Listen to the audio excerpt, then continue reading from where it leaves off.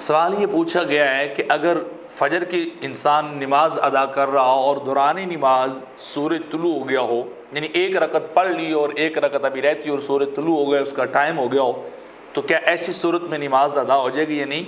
تو اس کا جواب یہ ہے کہ اگر ایسی کوئی سچویشن پیدا ہو جائے کہ ابھی نماز مکمل نہیں ہوئی اور مکمل ہونے سے قبل ہی سورج طلوع ہو گیا، ٹائم ہو گیا، تو پھر انسان کی نماز فجر جو ہے وہ ادا نہیں ہوگی بلکہ باطل ہو جائے گی اور نماز کی قضا اس کے ذمہ لازم ہو جائے گی۔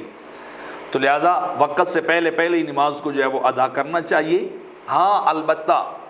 عصر کی نماز ہو، کوئی آدمی جو ہے پڑھ رہا اور ایک یا دو رکعت اس نے پڑھ لی اور سورج غروب ہو گیا ہو، تو اس کے لیے حکم یہ ہے کہ وہ شخص جو ہے وہ اپنی بقیہ نماز پوری کر لے، کیونکہ حدیث پاک کے اندر آتا ہے من ادرک رکعۃ فقد ادرک الصلاۃ۔ نماز عصر کے بارے میں حدیث مبارکہ ہے